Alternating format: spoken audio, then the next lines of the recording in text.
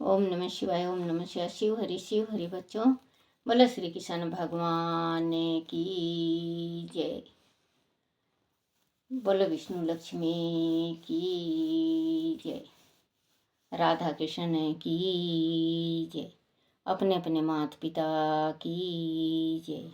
अपने अपने गुरुदेव महाराज की जय। राजा बोलो कार्तिक महात्म्य की जय। कार्तिक महात्म्य में 22वां अध्याय।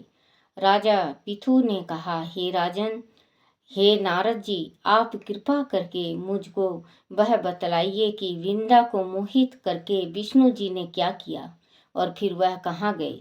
जब देवता स्तुति करके मौन हो गए तो भगवान शंकर ने प्रसन्न होकर देवताओं से कहा, हे ब्रह्मा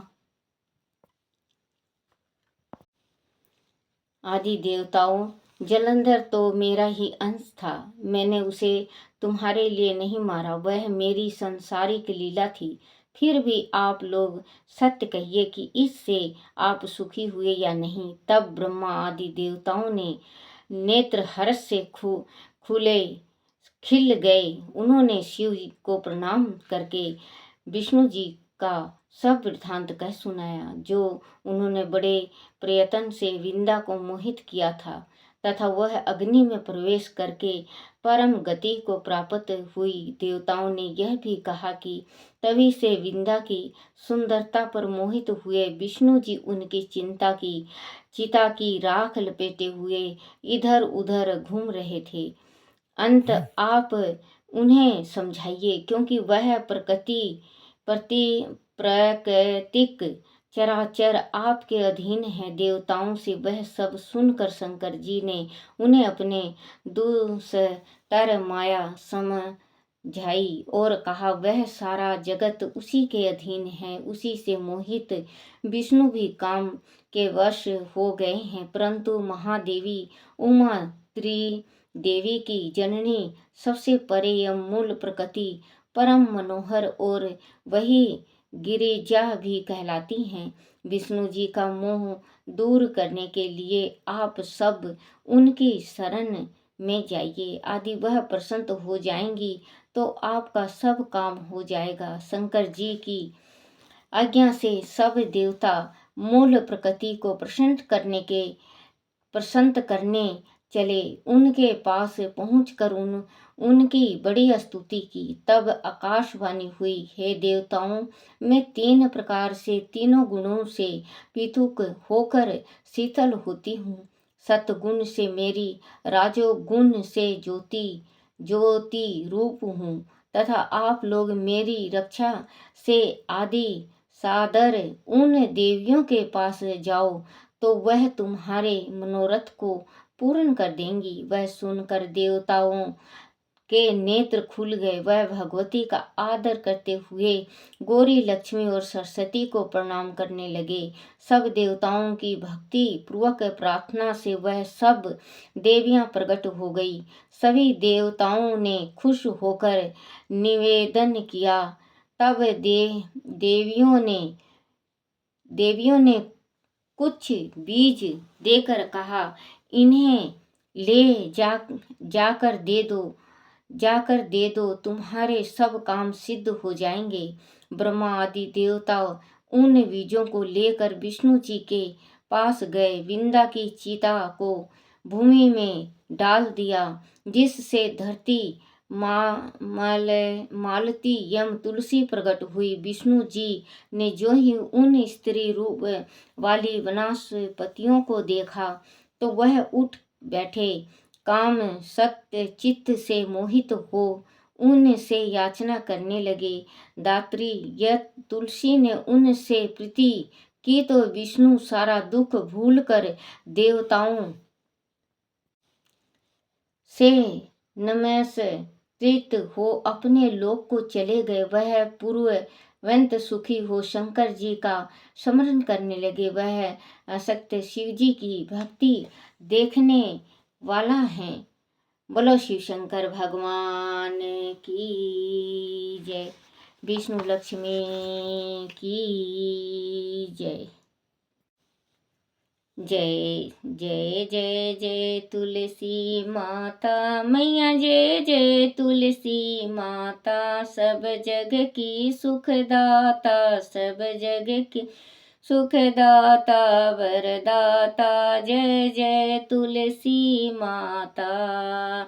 सब योगों के ऊपर, सब रोगों के ऊपर मैया, सब रोगों के ऊपर राज से रक्षा करके, राज से रक्षा करके भव सागर त्राता, जय तुलसी माता।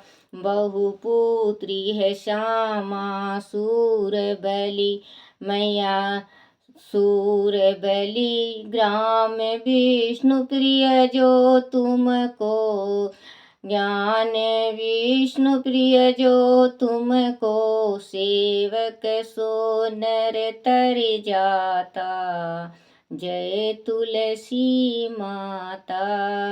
हरि के शीस विराजत त्रिभुवन से होती मैया, त्रिभुवन से हो वंदित पति जनों की पर पतरानी, पति जनों की पट रानी तुम हो विख्याता, जय तुलसा माता। लेकर जन्म विजन में आई दीप भवन में मैया, आई दीप भवन में, मानो लोक तुम्ही से, मानो लोक तुम्ही से, सुख संपत्ति पाता, जय तुलसी माता। हरि को तुम अति प्यारी, श्याम बरन सुकुमारी मैया, श्याम बरन सुकुमारी, प्रेम अजब है उनका, प्रेम अजब है उनका, तुमसे है नाता, मैया जय तुलसी माता, मैया जय तुलसी माता, मैया जय तुलसी माता। बोलो छठ माता की जय, बोलो सूर्य देवता की जय। कार्तिक शुक्ला छठ, इस व्रत को डाला छठ भी कहते हैं। यह व्रत पुत्र होने पर किया जाता है। इसे करने वाली स्त्रियां सदैव पति पुत्र धन ध्यान तथा सुख समृद्धि से परिपूर्ण रहती हैं। संसार के समक्ष सुखों का भोग प्राप्त कर परम गति को प्राप्त होती हैं। यह व्रत बड़े नियम तथा निष्ठा से किया जाता है। इसमें 3 दिन के कठोर उपवास का विधान है। इस व्रत को करने वाली स्त्री पंचमी के दिन एक बार नमक रहित भोजन करती तथा हर छठी को बिना जल रहती हैं।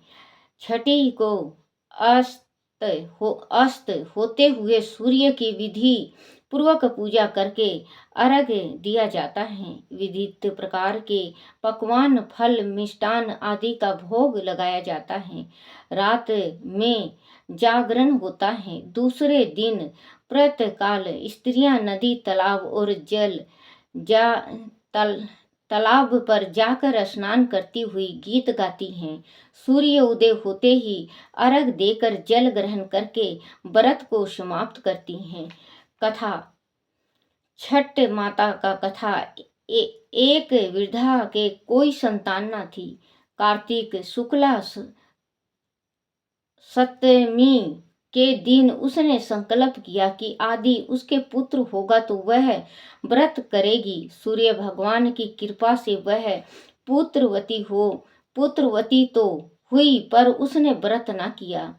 लड़के का विवाह हो गया। विवाह से लौटते समय वर वधु ने एक जंगल में डेरा डाल दिया। वधु ने वहां पालकी में अपने पति को मरा पाया। वह विलाप करने लगी। उसका विलाप सुनकर वह वृद्धा उनके पास आकर बोली, मैं छठ माता हूँ।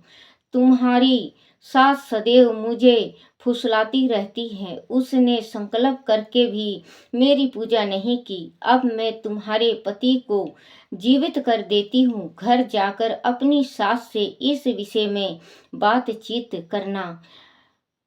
वर जीवित हो उठा। वधु ने घर जाकर सास से सारी बात कही। सास ने भूल स्वीकार कर ली। वह उस दिन के बाद सूर्य छठ का व्रत करने लगी। तभी से इस व्रत का प्रचलन शुरू हुआ। बोलो छठ माता की जय। हे नाथ नारायण वासुदेव, श्री कृष्ण गोविंद हरे मुरारी। हे नाथ नारायण वासुदेव, हे नाथ नारायण वासुदेव, हे नाथ नारायण वासुदेव, श्री कृष्ण गोविंद हरे मुरारी। हे नाथ नारायण वासुदेव।